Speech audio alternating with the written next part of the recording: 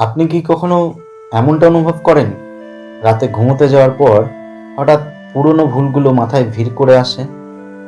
অথবা কেউ কিছু একটা বলেছে, সেই কথাটা আপনি বারবার ভাবছেন, কিন্তু কোনো সমাধানে পৌঁছাতে পারছেন না? আপনি জানেন এইভাবে ভাবা ঠিক না, তবু থামাতে পারছেন না। এই অতিরিক্ত ভাবনা শুধু আপনার সময় নষ্ট করছে না, এটা আপনার মানসিক শান্তি, আত্মবিশ্বাস সব কিছু ধীরে ধীরে কমিয়ে দিচ্ছে। কিন্তু একটা ভালো খবর আছে, এই অভ্যাসটা আপনি নিজেরাই নিয়ন্ত্রণ করতে পারেন।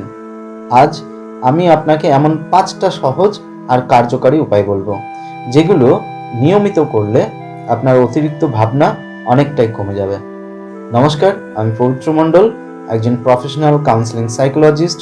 আজ আপনাদের সঙ্গে যে বিষয় নিয়ে আলোচনা করব সেটা হলো আমাদের মাথার মধ্যে চলতে থাকা অযথা বা অনিয়ন্ত্রিত যে ভাবনা চিন্তা, তাদেরকে নিয়ন্ত্রণ করা যায় কিভাবে, তার সহজ কয়েকটি উপায় নিয়ে। আসুন আলোচনায় যাই। তবে আলোচনায় যাওয়ার আগে আপনাদের কাছে আবার একটাই রিকোয়েস্ট করব, যারা আপনারা আমার এই চ্যানেলে নতুন, তারা অবশ্যই আমার এই চ্যানেলটা সাবস্ক্রাইব করে নেবেন এবং ভিডিওটা শেষ পর্যন্ত দেখুন। শেষ পর্যন্ত দেখার পর যদি ভিডিওর বিষয়বস্তু আপনাদের ভালো লাগে, তাহলে অবশ্যই লাইক করবেন আর কমেন্ট করে জানাবেন যে ভিডিওটা কেমন লাগলো, বা আপনারা আর কি ধরনের বিষয় নিয়ে আলোচনা শুনতে চান। আর হ্যাঁ, যদি মনে হয় এই ভিডিওটা শেয়ার করার মতো, তাহলে অবশ্যই আপনি শেয়ার করে নেবেন, কারণ শেয়ার করলে এই ভিডিওটা তাদের কাছে গিয়ে পৌঁছবে যারা আপনারই মতো সমস্যায় রয়েছে দীর্ঘদিন ধরে, কিন্তু বেরিয়ে আসতে পারছে না। হয়তো তাদের এই ভিডিওটা কাজে লেগে যাবে। তো চলুন আলোচনা শুরু করি। দেখুন, এই যে সমস্যার কথা বললাম, অতিরিক্ত ভাবনা, সেই ভাবনার সমস্যাটাকে আগে বোঝার চেষ্টা করব। অতিরিক্ত ভাবনা আসলে কি?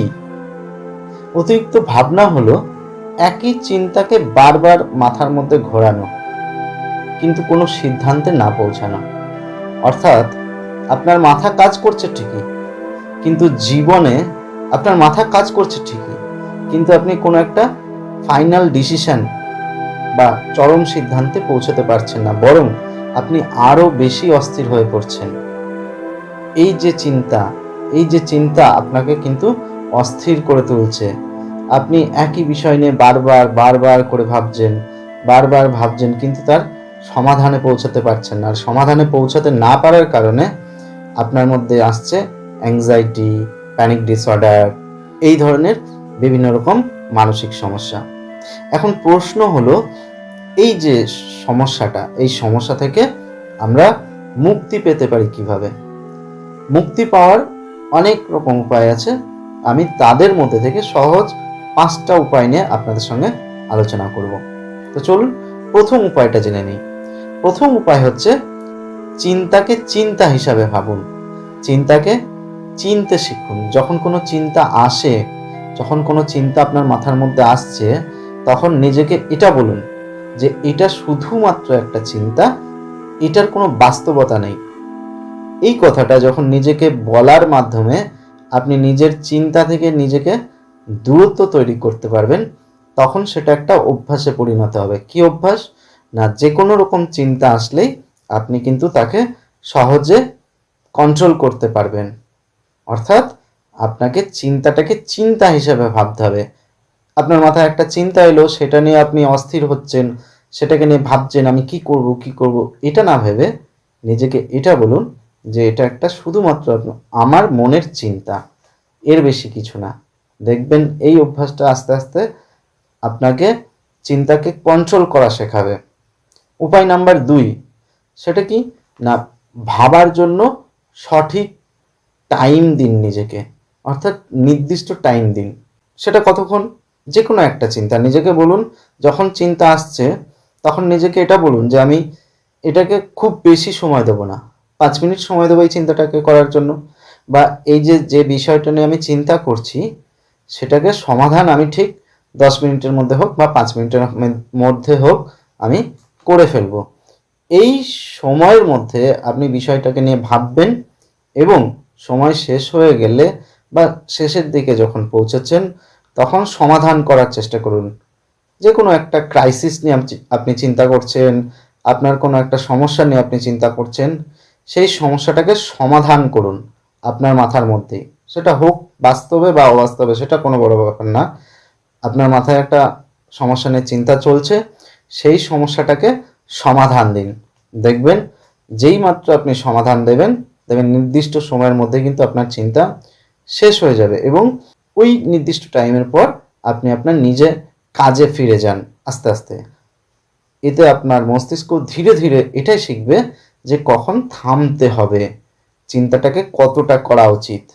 উপায় নাম্বার 3, শরীরকে একটু নড়াচড়া করান। অর্থাৎ যখন ভাবছেন, অতিরিক্ত ভাবনা শুধু মনের ব্যাপার না, এটা শরীরের সাথেও জড়িত। কি করবেন? 5-10 মিনিট একটু হাঁটাহাঁটি করুন। আপনার ধরুন আপনি অফিসে বসে আছেন, অফিসে বসে হঠাৎ করে একটা কিছু নিয়ে চিন্তা ভাবনা করছেন, সেটা নিয়ে আপনি যদি ওইখানেই বসে থাকেন, সেই চিন্তাটা কিন্তু শেষ করতে পারবেন না। আপনি ওখান থেকে উঠে পড়ুন, একটু সাইডে ঘোরাফেরা করুন, একটু ওই ফ্লোরে একটু ঘোরাফেরা করুন, বা অন্য আপনার কলিগসের কাছে গিয়ে একটু কথা বলুন। অর্থাৎ নিজেকে একটু জায়গা থেকে মুভমেন্ট করান। এই যে আপনি জায়গা পরিবর্তন করছেন, নিজে একটু হাঁটাচলা করছেন, এটা কি হবে, আপনার যে চিন্তার যে জট, সেই চিন্তার জটকে কিন্তু আস্তে আস্তে খুলে দেবে, বন্ধ হয়ে যাবে। আর কি? উপায় নাম্বার 4, আপনার চিন্তাগুলোকে লিখে ফেলুন। যে সমস্যাগুলো নিয়ে আপনি চিন্তা করছেন, সেই সমস্যাগুলোকে লিখে ফেলুন। মাথার ভেতর কোনো চিন্তা থাকলে সেটা বড় মনে হয়, তাই কি করবেন, সেটাকে কাগজে লিখুন। আপনি কি ভাবছেন, কেন ভাবছেন, আপনি যেটা ভাবছেন সেটা আদৌ বাস্তব কিনা, এর প্রমাণ কি আছে, নিজেকে যুক্তি দেওয়ার চেষ্টা করুন, এগুলো লিখুন। আপনি তখন নিজেই বুঝতে পারবেন যে এই চিন্তাগুলো কিন্তু আসলে বাস্তব নয়। আর কি? উপায় নাম্বার 5, নিয়ন্ত্রণে আছেন কিনা বুঝুন। নিজেকে প্রশ্ন করুন যে এই বিষয়টা কি আমার নিয়ন্ত্রণে আছে, আমি যেটা নিয়ে ভাবছি সেটা কি আদৌ আমার নিয়ন্ত্রণে? যদি থাকে তাহলে তার জন্য কাজ করুন। যদি কোনো সমস্যা নিয়ে চিন্তা করেন, তাহলে আগে ভাবুন এটার কি কোনো সমাধান আছে। যদি সমাধান থাকে, সেই সমাধানটাকে খুঁজে বের করুন। শুধুমাত্র সমস্যা নিয়ে চিন্তা করবেন না, সমস্যার সমাধান খুঁজুন। আর যদি না থাকে, তাহলে সেটা নিজেকে বলুন যেটার কোনো সমাধান নেই, সেটা নিয়ে আমার ভেবে কোনো কাজ নেই। কারণ আপনার যা নিয়ন্ত্রণে নেই, সেটা নিয়ে ভাবা মানে নিজেকে অকারণে কষ্ট দেওয়া। আর এর সঙ্গে যেটা করতে পারেন, আমি সবাইকে সবসময় বলি, সেটা হচ্ছে যখন ওই চিন্তাভাবনাগুলো চলছে, একটু রিল্যাক্স করার জন্য শ্বাস প্রশ্বাসের ব্যায়াম করুন।